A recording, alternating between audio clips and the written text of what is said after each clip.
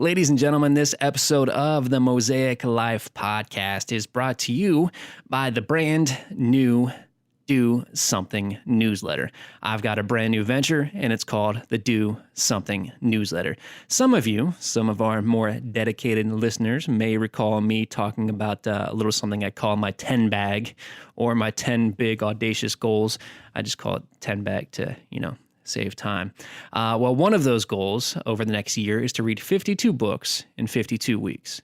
That's audacious. I know.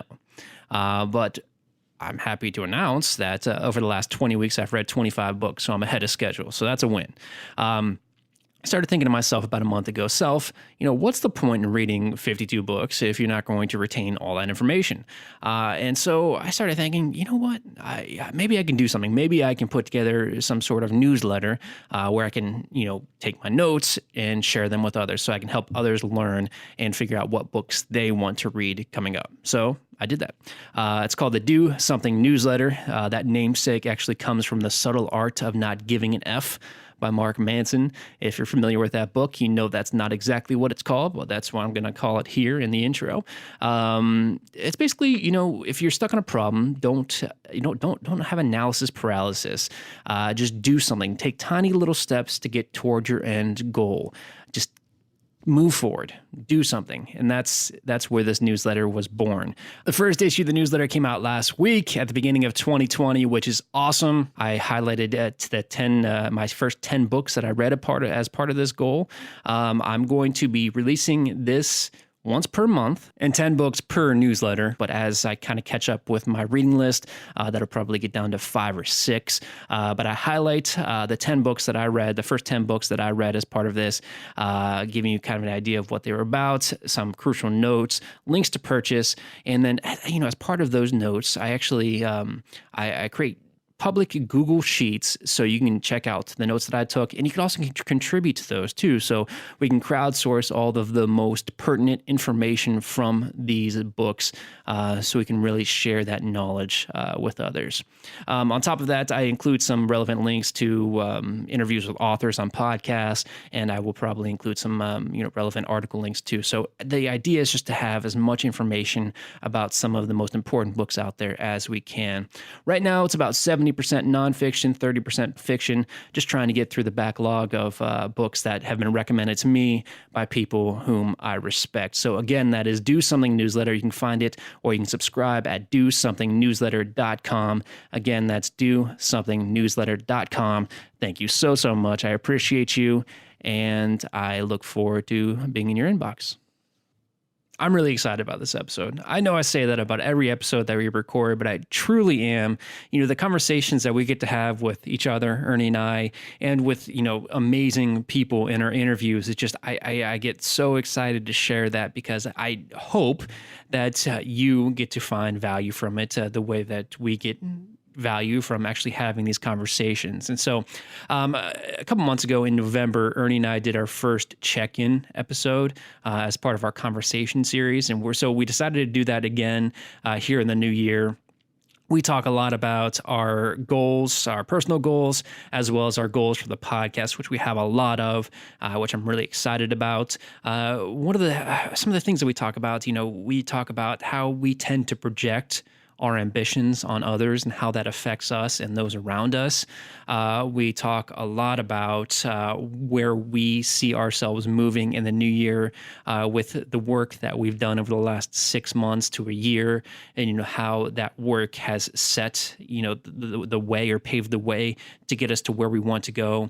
And we just talk a lot about making sure that he and I are in places that we feel comfortable with, both in our family, our personal lives, our careers, and how we see ourselves moving forward to get to where we want to be. So again, I'm excited about this. I look forward to hearing everybody's feedback. Please, if you have any notes for us, don't hesitate to email us at onemosaiclife@gmail.com. And of course, any reviews that you have, you can leave on Apple Podcasts. Thank you so much, and enjoy this conversation. Welcome to the Mosaic Life Podcast. Life is an art. Every moment a picture painted in time. The color, texture, lighting, all context. The Mosaic Life vision is to cast a warm glow on your masterpiece, highlighting the struggle while showcasing the culmination of years of hard work. Join us for guided meditations, interviews with authors and leaders, and engaging conversation as we explore the depths of our consciousness. Ernie, my friend, welcome back. What's up, Trey? How's it going, man? It's good. Good. It's good. I know that I kind of always start with like Ernie. You're my friend. And it's just, I don't know. It's just like my old podcast, it was already started off in some, gimmicky fashion. So it's just nice to say welcome and hello. We can get a gimmick. We should create a gimmick. Sing a song. Oh God, we've done that. Not you and I, but You and Brandon. Me and Brandon. Yeah. By the way, new father. So congratulations to Brandon. You have any words of wisdom for the father? Good luck. That's my empty-minded wisdom. I like it. Take it one day at a time. That was the best advice I got from my father. That's good advice. I think that's good life advice for just anybody at all. But I have to imagine, and especially from some of our conversations, your patience can certainly be tested, as well as your, faith and wherewithal. So taking every moment, piece by piece, I think is probably important. Yeah, recalibration. So stopping and assessing what's actually happening, and then starting from a grounded place and moving back into it. I guess, again, that's life advice, but it's easy to get wrapped up in the emotional turmoil of a little kid that you're supposed to fend for and create a life for. And then they also press your buttons really easily. And then you press your own buttons by your beliefs about the way the kids should be acting and how they should be in the world. Absolutely. So just rationally thinking about what's happening, like stepping away. I think parents are not bad at that. I think as parents, we have trouble just stepping away for some reason. And so being able to just step away for a second, even just to breathe, and then step back into it. Yeah. Good luck, Brandon. Congratulations.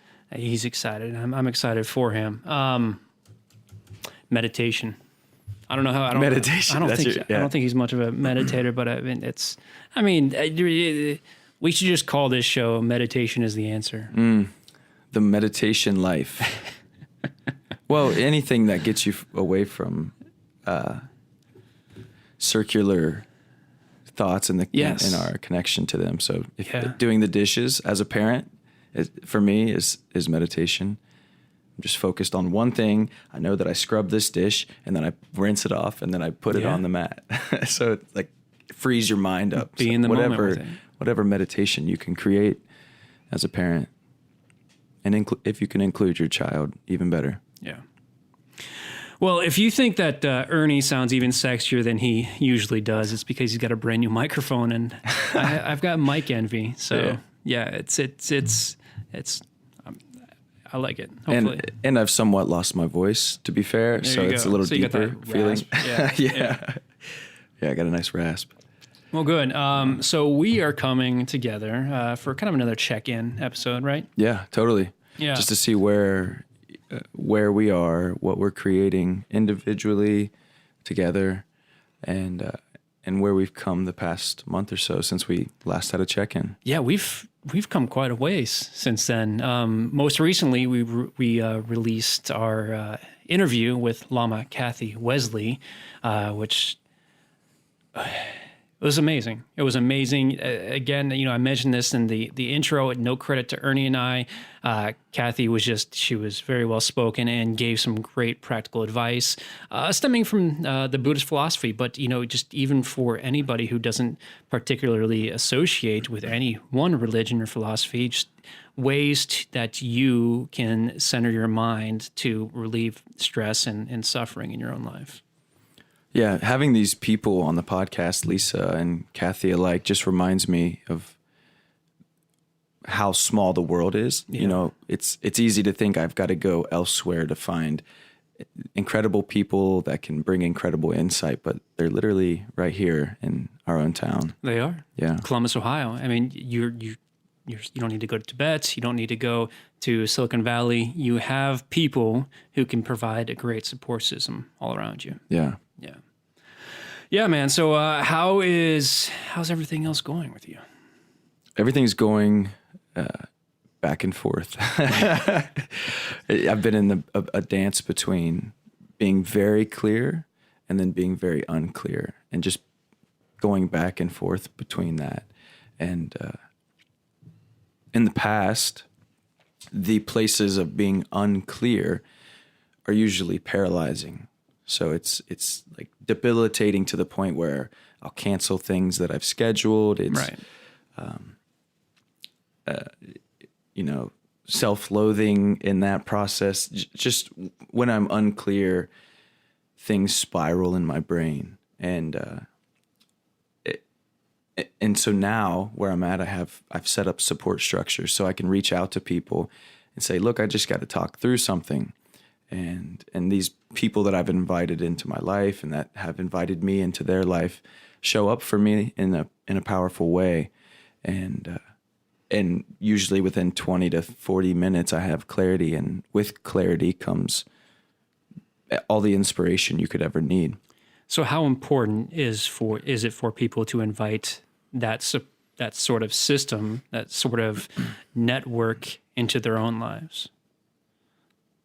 Coaches, support, whatever you'd like to call it. How important is it to bring that positivity into your own life? For me, it's imperative. Like there's no chance that I would have anything that I've done at this point, have created anything that I've done without that type of support. How important is it for other people? Well, it just as important.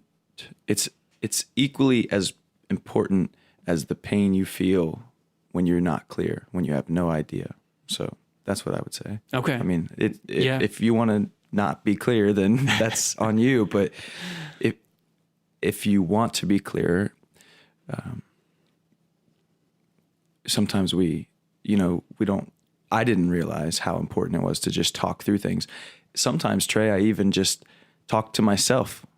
I literally just talk to myself so that thoughts will be moving out and into a place that I can kind of see them, more, so to speak, or writing, right? This is the initial way that I did that. So yeah, I mean, the choice is let it mingle with your emotions inside your brain in a circular fashion, or get it out there some way and hopefully with somebody who is aware and can listen and reflect to you. I think it's important for me in that regard to realize that what I am going through, I'm not the first to go through that, nor will I be the last. And having doesn't even necessarily need to be advice. It just having somebody express sympathy because they've been through a very similar situation can help me personally move through it emotionally. Psychically, physically, whatever barrier stands in your way, having somebody with any piece of wisdom because they've experienced something similar is huge for me. What resonates with me and what I think you're saying is this idea that it's okay, that it's valid. Like oh shoot, until you said that you've experienced this, I thought I was just this ridiculous human being going psychotic in my brain. But it's like, oh no, people experience different things, and this person has experienced something similar, so it validates or makes it okay, so you can kind of, there's a sense of relief around that. Absolutely. Like you don't judge yourself so much. And in my opinion, I don't judge myself so much. I agree with you. To make a point silly, you grow up with all of these things that you think are unique to you. And, the first thing that comes to my mind is the little squigglies you see in your eyes if you look hard enough. I always thought I grew up special, that I could see little ghosts or little goblins, floating about in space. But when I discovered the internet, and I discovered that I was not the only one who saw something like this, and I know that's a weird example, but you realize that all of these things that you feel are unique to you, for better or worse, are not. This is a world of, close to 8 billion people. People experience the same things you do, which if you use to your power, can help you move mountains. So that's important to realize that it's very rarely are we unique, but that is it's so good to be in the company of others. Yeah. Yeah. So one, having that connection with another person in a challenging period, it's like, okay, that gives some reprieve. Two, that person validating it, saying, oh, what you're going through, that totally makes sense. My cousin went through this last month, or I went through this a few days ago. That helps to relieve the tension, and then having a way for it to be reflected back. So that's another important thing for me. And this is why I also choose a certain level of person to do it with. I know that maybe that sounds judgmental, but I want a type of interaction from it too. So one, just speaking to people and speaking your frustrations, like that can be therapeutic. And then, but also to have somebody to be able to reflect it back, somebody who's actually listening and saying, oh, this is what you just said to me. I agree with you. And then you can look at it. So it's, instead of it being like this part of you, it's like a picture that they just painted, or a caricature of what they just painted of you. And you can look at it and you can say, oh, well, that's not exactly what I meant. This is what I meant. Yeah. Or you can say, oh, I don't like that. I want to do something different than that. And so that's really powerful for me too. And then there's another level, like if you find a person even more in tune with with themselves, with communication, and with different processes that help when you're going through a challenging period, or processes that help to find clarity, then that person can also give you advice or suggestions on what you might do. So yeah, it's been really important for me. Good. Yeah. Good. So that's what I've been doing, getting clear, and then getting clearer, and then getting even more clearer. What I notice is the more integrity that I create in my life, the more I grow, the more integrity that I create within myself and within my life and the things that I create, the less that I really am willing to stand for. Mm-hmm. So 2 years ago, I was willing to fall to the point of laying around and being lazy for 2 weeks or something like that. Now that's unbearable for me. Oh, yeah. Now it's unbearable. Yeah. But there was a point where doing that was just like, okay, this is what I do. But now I'm like, no, I've got to change today. I've got to fix this today. I've got to figure it out today. Not I've got to figure it out, but I know how to figure it out. And this is the thing I'm going to do. I'm going to call this person, or I'm going to do this writing process, or whatever. And so recalibrating that and continuing to get clearer and clearer, making this a big year. That's we have mentioned this, the clarity of 2020. But the one point I do want to make, and something that I find myself struggling with is, I've made personal progress, a huge priority of mine, and come leaps and bounds in my own past 2 years. But at the same time, I find myself forgetting that not everybody else has found that clarity that I've found. Not everybody else has had the opportunity to work for themselves. People still suffer in their 9-to-5 jobs. And so my struggle as of recently has been making sure that my empathy toward people who have not made the same realizations that I have remains there, so I can continue doing my best to help. And so, I don't know, have you found that, you personally have made a ton of progress in your own life. Do you find that you assume that others have reached the same point of, I use this word loosely because we just defined it, but that same sense of enlightenment, that same level of enlightenment that you found? If I do that, this is something that I experienced recently, but it was all projection. It was all projection. Right. Like I projected this idea onto somebody that they should be different than the way they are. Right. But it was a projection of of something that I was feeling within me. But usually and then I had to work through that.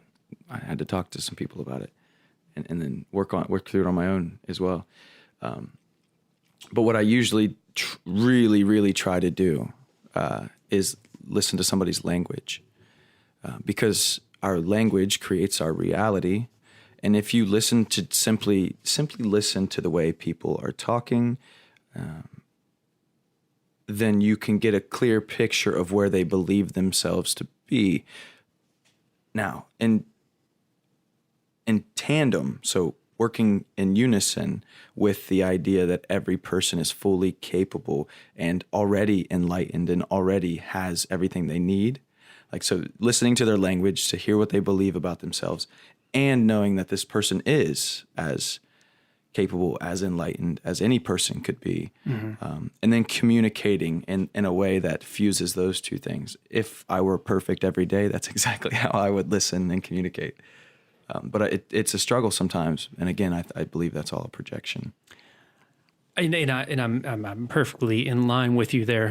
We had this conversation last time we met, but it was more of a planning session, so we didn't record. But it was the beginning of 2020, and I probably a little bit too verbosely expressed my distaste in seeing people bid good riddance to 2019 and welcome in a new year with the expectation that just because the calendar has changed, so too will they. A major theme of our friendship, of our relationship, has been putting in groundwork to get to where we both want to be as people, as individuals, as friends, as partners. And that has been a long time in the making. And the frustration stemmed from just people expecting things to change overnight. And because it's a new year, that's if you want to start then, that's great. You have my full support, me cheering you along the entire race. But if you just expect it from 2019 to 2020 to, if you want to lose 15 pounds, if you want to go into business for yourself, you need to do the work. I can't stress that enough. And I'm with you, because I too have been projecting on other people that I've seen make those comments. But I don't know. It's something that I personally am trying to work through and trying to be the best support that I can for anybody like that in my life. Yeah. I've noticed this right after we had the conversation, dude. Yeah. It was like, and I wanted to call you and just be like, because when I was talking to you about it, or when you brought it up, I was like, yeah, but I think we have to have compassion and empathy. And I was like trying to be Buddha about it or whatever, Mother Teresa, actually, I think I even brought her up in the conversation. And then it happened like the next day or the next few days. I'm like, oh shit. And where was I going with this? Yeah, the hard part is really, for me sometimes, is the hard part has been seeing that person as fully capable, seeing that person as having all the insight and wisdom that they need, as if we are always, like, we're born fully enlightened, and then we just make up reasons that we're not and continually search for enlightenment. Because one thing I notice when I show up to somebody, even if they want to change, even if they really want to change, but I'm showing up in terms of they need fixed, it's complete disconnection. Yeah. Complete disconnection. I agree. Because the idea that I believe it to be is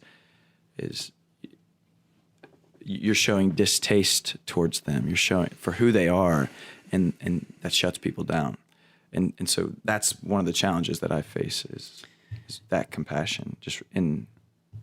Yeah. I completely relate to that. And I think part of my struggle with that is that they may want to change, but I think I am envisioning them changing into who I have become. That's, I'm sure 99% of the time that person does not want to be me. Yeah. They just want to be the best versions of themselves. And whether or not that's, working the graveyard shift at a factory and that makes them perfectly content or happy, or whether or not it's being a CEO of a big corporation, each happiness is defined individually for each person, and it's not what is happiness to me. Yeah.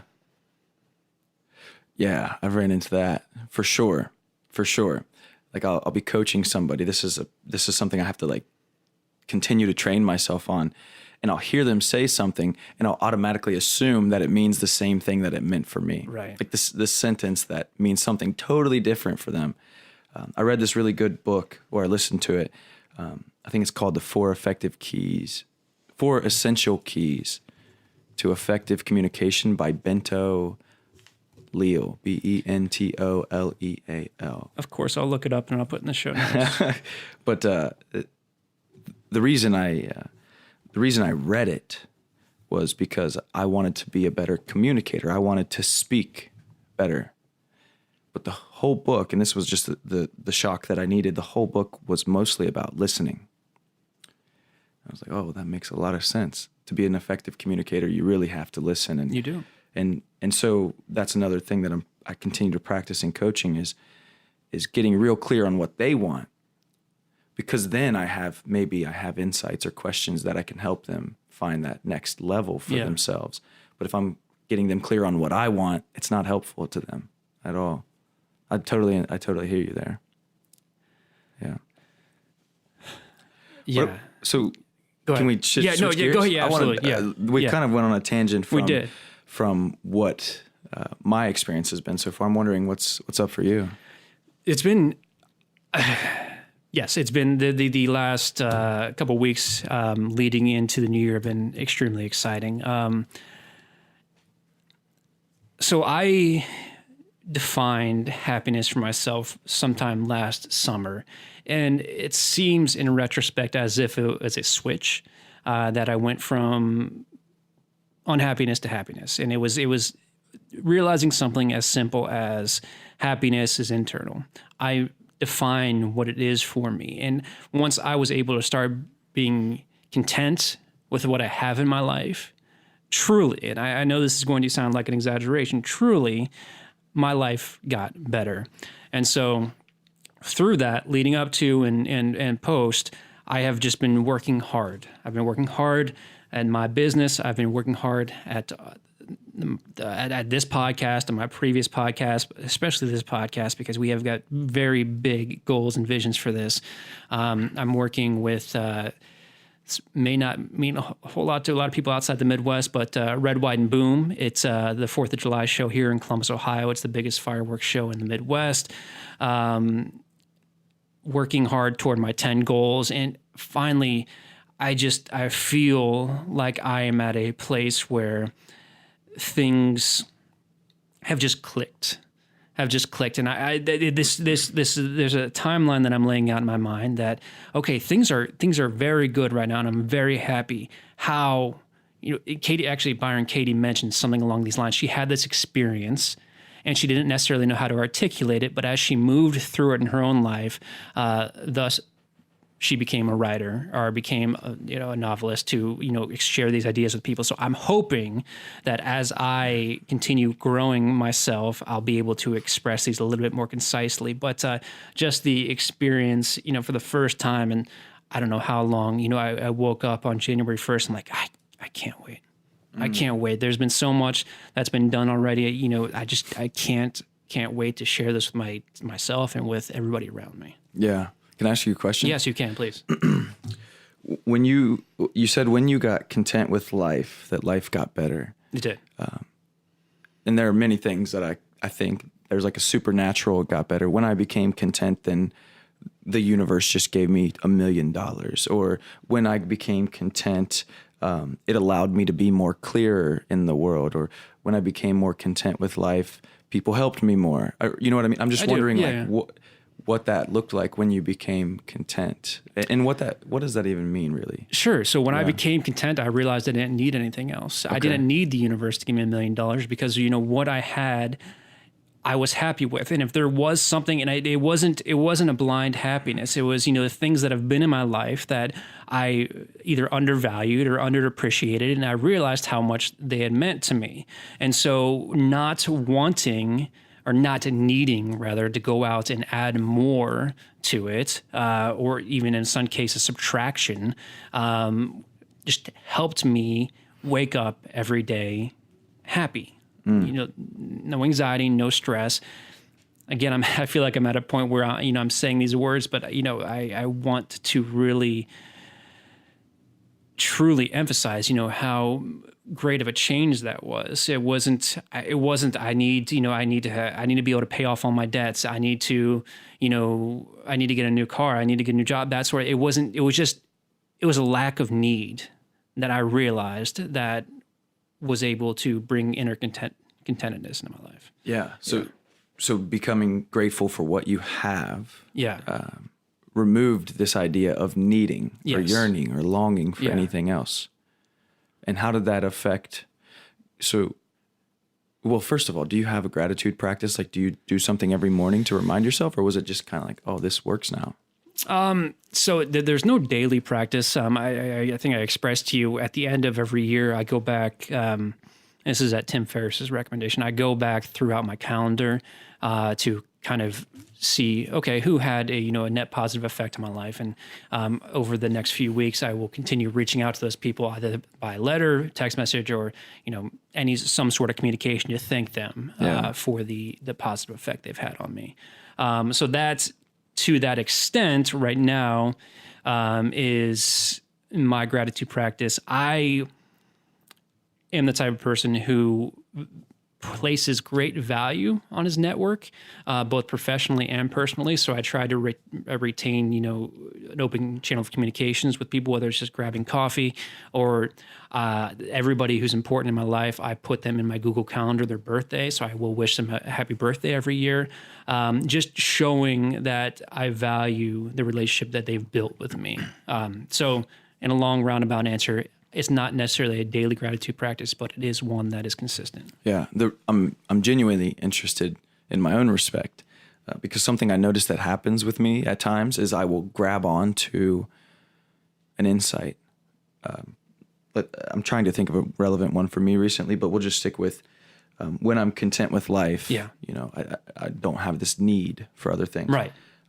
So sometimes I'll have an insight like that, and it's like, oh God, it just opened up the whole world. Absolutely. And then 3 weeks later, if I haven't instilled that in some way, let's just say it like this: 3 weeks later, that thought or insight might subside, and then there's chaos ensuing after that. I get that. And so I wonder, like, what was it about this insight that sticks around for you, if there's anything? Sure.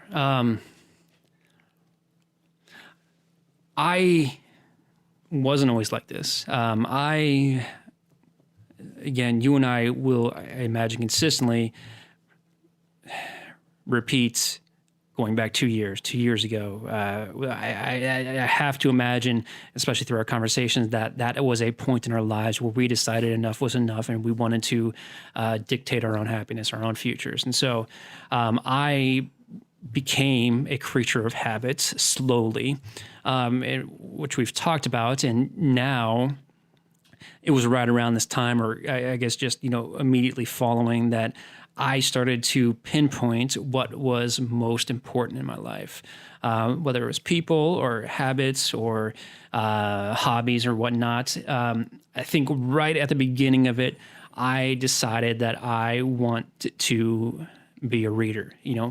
I can read. I read books, but I wasn't doing it consistently. And so I struggled if I were to be honest with myself, I struggled to call myself a reader. Just like I really enjoy writing. I've been complimented for it, but I'm not actively writing, so I'm not a writer right now. I'm just not. This is me being This is me being true to myself. I'm not a writer right now.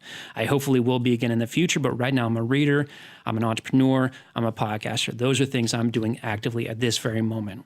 And so in mid-August, I think it was like August 18th, I decided, okay, I'm going to read 50 pages a day. I'm going to become a fucking reader. And so at that point in time, as I laid that habit out, as I reached that goal day in and day out, I started thinking about the other things in my life that I really, really enjoyed and really things that I really, really want to do and who I want to be considered. And, we've talked about this. I put together that list of 10 things that I want to accomplish in the next year. And so it was this process of miniature or minute realizations that kind of led to this, big aha, like, okay, here are 10 things I'm going to accomplish. And then that turn into, I'm done with alcohol because that is the distraction for me. I know that's a leap in logic right there, but I thought about what was setting me back from my goals, and I realized that the biggest setback I had was drinking alcohol because it obscured my financial goals, and it also obscured my practical goals, professional and personal goals that I want to accomplish in my life.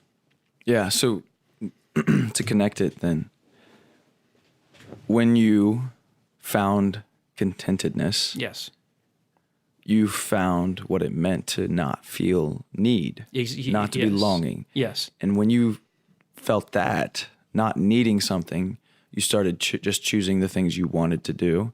Yeah. And it sounds like it was easier to build from one thing of what you wanted to do to, this is also what I want to do. Yeah. And then just kind of like knocking down dominoes at that point. And I really want to distinguish between need and want. And it's kind of I'm kind of turning their definitions upside down. We need air, we need food, we need water. We want a nice car, we want this and that.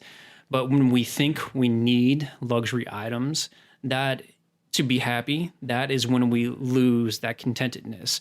And so what I wanted was to be identified as well-read. And so I took steps to ensure that people consider me that way. I don't need the external validation of others. I just want to know internally that I'm well-read, and now I believe that I am. Yeah. And continue to. Yeah. Yeah. Yeah. That's great.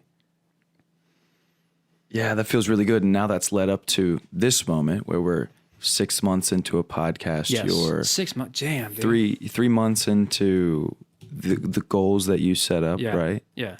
And you're consistently making strides in that. Yes, I am. And I to kind of check back in on the 10 goals, we gave him a shout out at the end of interview number 2 with Lama Kathy Wesley. But again, thank you to Justin for being our supporter at the Mosaic Life Podcast. He is generous enough to have donated some money to us, which will help the podcast grow. So thank you again. And so you've knocked out one of your goals because our podcast is monetized.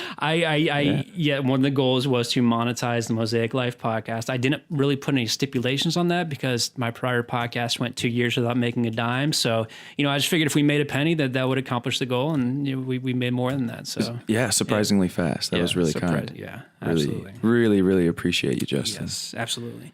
What else you got on the list? I'm just wrapping up my 25th book since the middle of August, so I had a schedule in regard to the 52 books in a year. Nice. My student loans are almost paid off, which is exciting. That's a really big deal. It is. Well done. So, from your work primarily as an entrepreneur. Yeah. Yep, absolutely. What else? So in the climbing lingo, I'm getting close to the 512 threshold, and then from there there's a couple subsets of levels, and then getting up to that 513. Just working on fitness. Yeah, man. You and I are working on some really cool concepts out in the real world as part of the Mosaic Life, which is thrilling. So. Yeah. Looking at holding more live meditation classes, and I don't know if you want to talk about the big thing or not. And a retreat. Yeah, I do want to talk about it. We don't have all of the details, but they will be coming in. They will be by April, right? Yeah. We'll be having a retreat in a beautiful place in nature. Yeah. Bringing several people together to dive deep. That's as much as we need to say now. That's as much as we can say right now, yeah. Don't tell them we haven't planned at all. It's perfectly planned, and we are so prepared. Actually, we did what was really nice, and this is something that I haven't ever done until we sat down to do this, was put basically a 12-month catalog of what we will be doing in order, and then backtracking the steps prior to it. I wish I could remember the guy that I was listening to. And he said something about having the 15 steps. He said something like a good chess player is 2 to 3 steps ahead. A great chess player is, 5 or 6. And then a master is like 15 steps ahead. Those numbers are not accurate. The 15 is accurate, what he said and what he said. And then we sat down and we did that for this retreat. We backtracked and have all the steps for the podcast, for the meditation, and for the retreat. And it's like, oh my gosh, this just is like knocking things off the list now. This is what doing the work entails. Yeah. So that felt really good too. Yeah, good. So I do want to share some feedback. None of it's verbatim because I don't have any of it pulled up in front of me. But I've gotten excellent feedback on the interviews. Shout out to Angie for her kind words. Shout out to Bree. Also, my friend Summer. She just happened to mention that she actually likes the conversations better, which is just fine. Nice. But it's good to hear that. She had expressed that she likes hearing people talk about things that you don't often talk about because they can be uncomfortable. And so that is kind of unofficially what we set out to do with that part of the That's podcast. great. Yeah. It could, because of wanting to hit goals and growth. Yeah. I keep thinking the interviews are where we should be, but it's nice to hear that the conversations are good for people. Absolutely. That are helpful, that feedback, because then I want to also keep that as a priority in the recording. Yeah. And then Ernie's wonderful meditations are I know for a fact Angie loves those. So good. Yeah. Thanks, Angie. Yeah. We'll start. I don't know if you ever listened to like T-Pain back in the day, but they used to take T-Pain's songs and chop and screw them. Do you know what I'm talking about? I have no idea what you're talking about. Chopped and screwed is where they take a song and they kind of mix it up, remix it and make it. So we'll just start chopping and never mind. I'm making a joke. I'm making a joke. What is chop? What it's just remixing or essentially? Okay. Yeah, I'll play you some chopped and screwed T-Pain later. Okay. Shout out to T-Pain. He's going to be on the next podcast. No. Right. It'll be auto-tuned, right? Yeah. So I mean, it's all coming together really well this year. But a realization that I've had is just how articulate you can be in planning and how calming that can be. Oh, good. Yeah. I'm I don't want to say I'm making it up as I go, but it's certainly something that I'm experimenting with and seeing what works and what doesn't. That's important. You don't want to try to set in motion a new habit and be so rigid about it that there's no room for calling an audible. If you want to wake up at 6 o'clock in the morning to get a workout in, but you don't run well in the cold, or you don't feel safe running when it's still dark out, then adjust. Make a plan to adjust. Wait until the sun comes out and then push your schedule. Just do something. You can still maintain the overall goal. Sometimes you just have to make adjustments to make it work within your life. Can I take us on a tangent with that? Yes, please go ahead. You can't be so rigid that you can't call an audible. Boom. That makes so much sense. I wonder, do you ever have the challenge of, are you calling an audible, or are you just like taking a break and being lazy, or do you know what I mean? Like how you might distinguish that? I do. Yeah. So I know we've had this conversation where I don't believe in cheat days. And so I personally am a very rigid person, which I don't know. It can be good. It can be bad. It's something that I've come to terms with. And so, do you ever call audibles in your schedule? Sure. Yeah. I do. Yeah. I think one of the big ones has been, reading, finding the appropriate time to do so. And so I was originally trying to knock out my 50 pages at nights, before bed, but I just realized how slow I read and how many times I have to reread something because I'm tired. And so I started waking up at 6 a.m. so I can, get it a couple hours worth of reading in, which was good. But I also track my sleep. And when I saw that I was getting 5.5 hours of sleep, it was starting to affect me. And so I came to a space where I just said, okay, I'm going to go to bed at a reasonable time that works for my schedule. So somewhere between 10 and 11, I'm in bed. And then I'm going to tell Google to wake me up in 8 hours. And so at this point in time, I'm waking up anywhere between 6:30 and 7:30 and just making sure that my schedule the next morning allows for that, to get my reading in and then also get my work done. That sounds like a really nice schedule. It is a really nice schedule. I like it. I like Congratulations, it. man. Thank you. That's a big deal. I mean, when people talk about building a business, I believe it's a big deal. Yeah. Building a business or wanting to live, financially free. Yeah. Whatever their goal is, being able to create your own schedule is a big deal for people, or we believe that it's a big deal.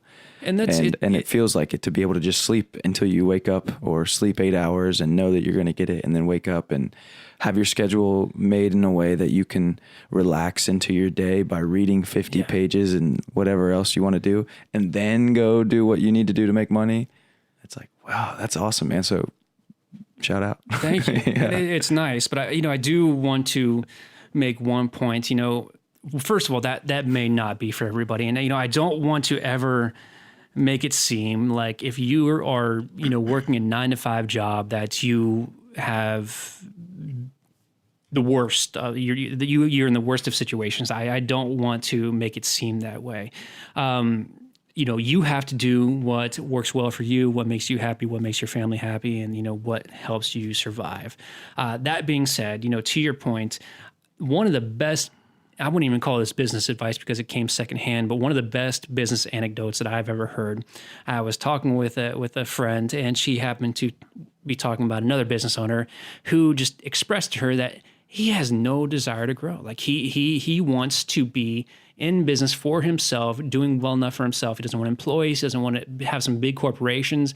He just wants to have this on his own so he can make everything under his own terms. And that was just eye-opening for me, because I always thought that for me to be a successful business owner, I'd have to have employees and 401ks and health plans and all that. Like, no, I don't need that.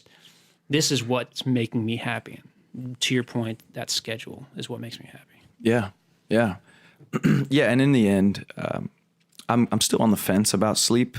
I have a book for you to read. Well, and what I mean, yeah. If you go 10 days with 3 to 4 hours of sleep, I imagine you might feel a toll, but there's also a level of belief around it. And so, for instance, if I had a plan to go to Paris tomorrow and I didn't fall asleep until 12 and I woke up at 4, this might be a bad example, but we'll continue and then I'll go to a different example. There would be enough excitement there that I wouldn't necessarily be, focused on the 4 hours sleep. But a better example might be if I fell asleep and woke up in 5 hours and believed that I had 8 hours of sleep, then I might feel my body would compensate, I imagine, for the idea that I'm well rested. Mm-hmm. Oh, I get that. Yeah, I absolutely get that. And there's a lot of, self-talk that goes into that. So it's kind of a mix between two things. One, anecdotally for myself, if I feel good, to your point, then I'm good. I will work. I'll get my workout in. It'll be a great day. The point that I make comes from Why We Sleep by Matthew Walker. Again, in the show notes, he goes to great lengths through empirical scientific data to demonstrate why a lack of sleep is so bad for our brains and bodies. And so I would highly encourage anybody who is interested vaguely in sleep. I mean, it's an easy read. It's a great book. Yeah. Yeah. Cool. Yeah. Yeah, man. What else? What's next? Yeah. I don't know. I mean, this is, I'm very excited for what we've got to come. We've got some great interviews lined up. Some great. We have a lot coming out. Yeah, we have a lot coming up. What's your? What are you most excited about for yourself this year? Like, what are you looking forward to? So I think I told you, essentially every decision I make now is, whether or not that benefits my 10 goals. And I think one of the goals that I'm most excited to accomplish or to begin to accomplish is rebuilding a mountain bike. I mountain biked quite a bit a couple of years ago, and I kind of got out of it. And so I'm excited to, one, have the financial freedom to actually get into that because mountain bikes are freaking expensive. And two, just to get back out on the trails because it's so much fun. So Nice. I'm really excited for that freedom, the freedom financially and the freedom in regard to time to be able to do that. Yeah. Yeah. Yeah. I look forward to seeing that, man. Yeah. What about you? Yeah. And I know we've talked about it, and I appreciate you saying it. What? That the structure I've put behind my habits have inspired you to a certain extent. So what is coming of that? What are your goals? Coming out. Yeah. Well, the structure that I'm in some cases taking notes from your Excel sheets. And I've been tempted to take it to the extent that you have, but I haven't gone there. But the structure that I've created is more relationally. Okay. So socially. Yeah. I mean, I've talked about this before, but having social accountability for me seems to work. Yeah. Seems to Good. work, especially when those people are on a path, Yeah. building something for themselves, being grateful for what they have, as long as I'm aligning with that and then aligning my goals within that structure, I seem to do really well. I seem to live up to the quality of people that I'm around, right? Good. We've talked about Yes. our absolute favorite quote, or at least I think you've mentioned it, but my favorite quote, like the first quote that really shook me was that you are the 5 people that you spend the most time with. You The are average of, yeah. The average Yeah. of, yeah. And so that's what the structure looks like for me. The goals this year are really getting right on my financial habits. So, I started the 10% thing last year, putting 10% of all that you earn into savings. Did you happen to look into, and I say this publicly because it's a really great company. Have you looked into the Barclays savings account?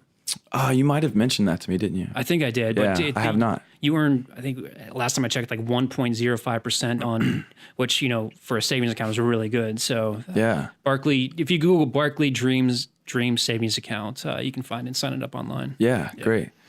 Yeah, so that's one area. And with that being said, paying off debts and buying a house this summer. So I have an intention to buy a house that will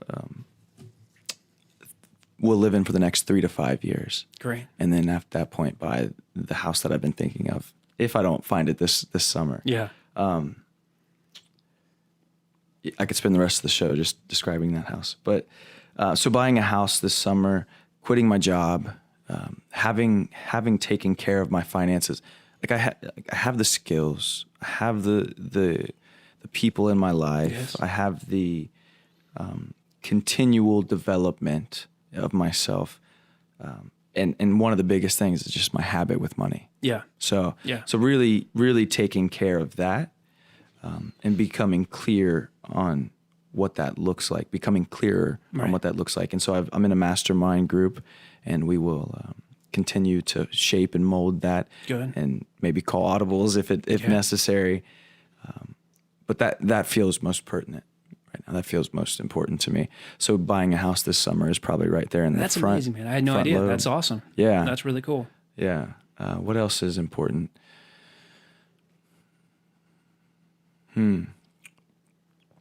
Getting up at 4:30 in the morning.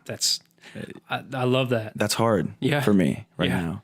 And but I want to do it, not just get up at 4:30 in the morning, but I want it to be joyous. Yeah. I want it to be exciting. Are you familiar with Jocko? Jocko Willink? Yeah. Well, so, earlier I was like, I could hold myself accountable by commenting on his picture of his watch every morning. I love it. Like you look at that dude and he can just squash you like a bug, but he just seems like the nicest, most, you can do this type of person. And it's really inspiring.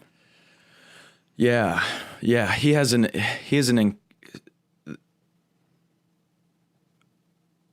incredible like strength of will. He does. There's something. Yeah. I mean, he was a Navy SEAL, and I think anybody to go through that process and to carry out that lifestyle would need that or would Yeah. need to have developed that in some way. And so I admire that.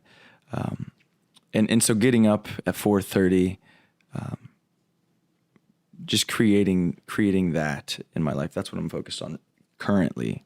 And it's funny, a couple of the things that I've noticed, I'll just say these now for my own sake and speaking them out loud, but then also if it's helpful for people listening.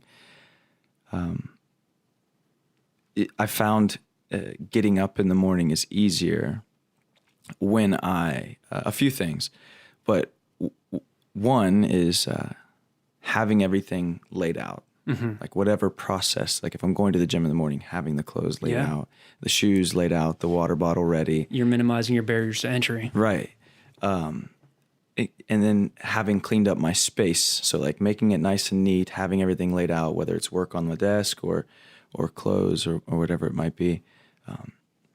That's been helpful. And having my phone lying across the room. Yeah. So not right beside me, but on top of a dresser where I have to get out of bed and go get up and pick it up.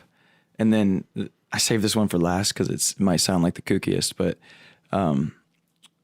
laying in bed before I fall asleep and imagining myself just bursting out of bed with energy. I like that. And just like seeing it happening, like hearing my alarm clock go off and bursting out of bed. I've even heard people say before you go to bed, like setting your alarm for a few minutes and then laying down, and when it goes off, actually getting out of bed and then doing that once or twice and then putting your alarm on and going to bed. But it's like that conditioning. Yeah. What's interesting about it, I wish, one thing I want to work on this year is getting better at recalling information that I've heard. So I'm going to tell another story with hopes that I get it right. But there was a study where they took multiple people, and half of the people, none of them had played piano. We'll start there. Half of the people were taken and taught the scales and then would practice every day for 5 minutes on an actual piano. And then half of the people didn't. They just, for 5 minutes, visualized it. They've done this with weightlifting and other things. But the people who didn't actually practice on the piano tested almost as good, if not as good, as the people who had practiced on a piano. So that mental conditioning as well as a physical conditioning can be pretty beneficial. And I've noticed it to be helpful for me. That's great. 4:30 is ridiculous. Have you started doing that? The mental part? Both, but waking up at 4:30.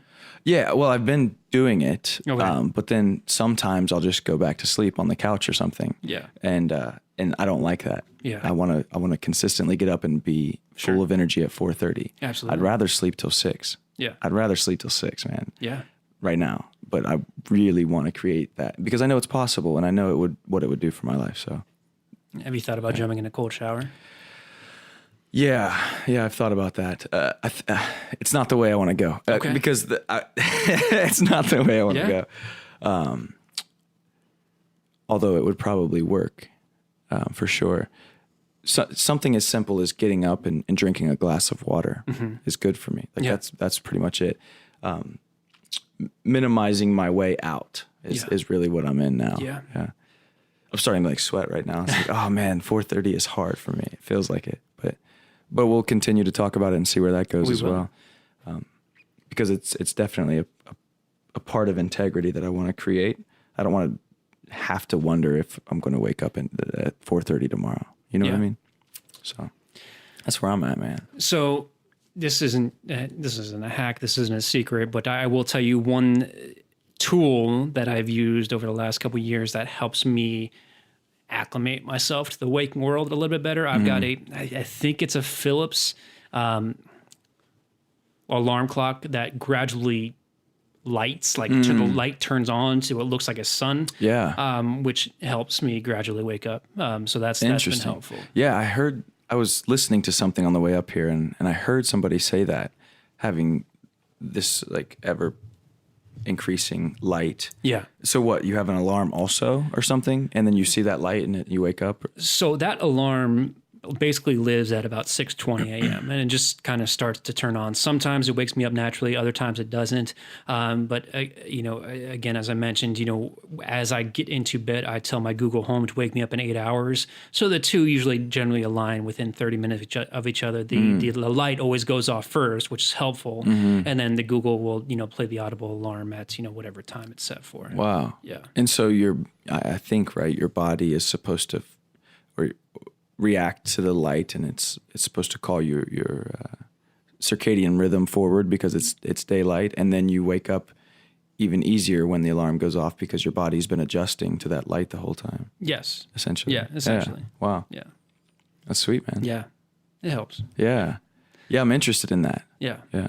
And then I get oddly excited to make my morning coffee. I haven't been drinking coffee for all that long, but in that short amount of time, I've become a coffee snob. And so just, making my fresh batch of black strong coffee just makes me happy. Yeah. Yeah. I'll tell you the truth now, as it's becoming more clear with the whole shower thing. And then now, as you say the coffee, I'm like, oh yeah, this is definitely present.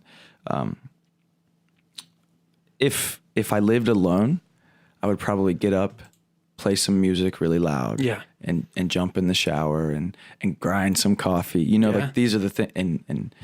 But like our house is kind of close quarters right now. Yeah. And so one of the things that I have trouble with as a parent is this like I don't want to wake my family up, and then if I do wake my kids up, then I'm missing time on that. The reason I get up early is to have a little bit of time. So that's another thing I'm trying to figure out as well, is how to wake myself up optimally. What about the things on your head right now? Yeah, that's what I'm going to start doing actually tomorrow. Good. Is throw some headphones on. Yeah. Instantly, like have my phone on the dresser, have my headphones on my nightstand, and throw the headphones in and start with music. I love that. And drink some water. So that's great. Yeah. Oh, yeah. good. Thank you for your help. Yeah, too, man. Absolutely. Yeah. I'm all about optimizing our lives so we can have the best podcast ever. Yeah. Well, and now I'm reminded another reason I like the conversations is because we can like share insights back and forth, and we don't always get to do that because when we come together, we're creating a podcast. And so this is nice too. Yeah. Yeah. Well, good. Cool, man. Well, I am really excited for everything we've got coming up. I think there's some really, really cool opportunities moving forward, especially, with some of these interviews that we've got in the pipeline. So yeah. As we bring things towards a close, I really want to ask people who are listening, if you're listening and you like what you're listening to, share it with somebody. Please share it with somebody. Yeah. And one thing that you can do that helps other people be turned on to it is, leaving a review. I know not everybody uses iTunes, especially, since Spotify has become so prevalent. But if you have an iTunes account or Apple Podcast account, just leaving a 5-star review, even without, leaving any text, that we'd love to hear from you, helps their algorithm and all the ones and zeros, suggest our podcast to other people. Yeah. Same with Google Play. Yeah. I believe if you can set, I know this is true, you can set a subscription. So if you subscribe to the Mosaic Life, it'll also give you an option to download the most recent episodes. This is nice because then you can listen to it when you're on airplane mode. Yes. You can listen to it when you don't have service. But then also we get downloads, from that, whether or not you take the time to listen to that episode, and it also helps more people see it in that respect. Absolutely. And if you really find value in what we do, of course, I want to shy away from sounding like we're begging, but you can support our podcast by going to onemosaic.life, and you can click sponsor this podcaster, and even for $1 or $2 one time or monthly donation, that helps us put some really cool things together. So I don't feel like we're begging. There's nothing wrong with reciprocating. Agreed. We're spending a lot of time doing this, and we want to help people. We want to help as many people as possible, and then we also aim to do incredible things with this. We do. And there will be expenses for the retreat. Yes. There will be expenses for live seminars in the future and things like this. So anything that we can anything that a listener who feels aligned with what we're doing can do to help us, man, I would love for you guys to help out. If you derive value from whether it's our interviews or our meditations or our conversations, your support is appreciated. Yeah. For sure. Yeah. Then, of course, we do our best to provide additional content and value on Instagram at One Mosaic Life. Yeah. Boom. That's easy. It, man. Yeah. I'm getting more comfortable putting my mug out there and doing those videos. So. Yeah. I felt so stupid the first time I did it, but it's all right. Yeah. Well, what's changing? Just doing it over and over again is making it easier. Yeah, I think that is probably the general case. Also realizing that sharing what I have discovered and have come to know is not egotistical. It's not stroking my ego. It's I have this that has helped me. Maybe it will help others. And so after I read Ego is the Enemy a couple of years ago, like I basically told my ego to fuck off. Like I pushed into a corner and locked the door. Fuck you, ego. Exactly. And then I have gradually come to learn more about the ego and what it entails. And, if my intentions are pure and I'm truly able to provide value for somebody, whether it's for profit or not, I should be okay with doing that. And so that's kind of the point where I'm coming up to. That's cool, man. I really like it. It sounds like a transition between, or a distinction between like being on a pedestal or a soapbox versus giving things in service of. That's a very good way of putting that. Yeah. I love that. Yeah. That's great, man. I'm glad you're doing it too. With as much as you're reading, I watch the videos too. And for the viewers or listeners, we don't necessarily discuss what we're posting all the time. Right. And so when you post something, I get to watch it and glean insights as well. And it's always something to revamp my day. So I appreciate it. And I love when you do it. Good. Well, thank you. I will continue doing this. Yeah. Well, man, anything else you want to delve into? There was no strict guidelines for this, so I just want to make sure that we touch base on everything we can. No, nothing yet. Okay. I'm excited. I want to just talk about all the stuff we have in the works. I want to continue talking about all the things that are helpful. I want to continue talking about the things I want to get better at, but we'll cut it off here. Okay. All right. That sounds good, man. Well, as always, these conversations, just, whether or not there's a mic in front of us or whether or not there's a mic in front of us, they're always refreshing. They're always motivational, highly motivational. Yeah. And, I don't think that I would have reached this level of contentedness within myself if it weren't for our relationship and, especially for what we're doing. So thank you. Yeah, man. Yeah. I look forward to this year. Yeah, me too. All right. I will talk to you soon. Take care, guys. Again, I'd like to thank everybody for sharing their ear holes with us for the past hour. I hope you got some good information from us. We love having these conversations. We just love doing this because we have been on our own personal journeys for the last couple of years, trying to get to a point where we're finding happiness consistently, contentedness, happiness, and we like sharing the things that we've learned along the way. This is very much we're all in this together. And if we can do our own little part to relieve some of the suffering of others, then it makes it all worth it. So again, thank you so much. If you'd like to learn more about us, you can find us at onemosaic.life. Everything is spelled out. We are on Instagram at onemosaiclife, and you can email us at onemosaiclife@gmail.com. If you are so inclined, leaving us a 5-star review on Apple Podcasts would go a long way to helping others find us, which is the ultimate goal.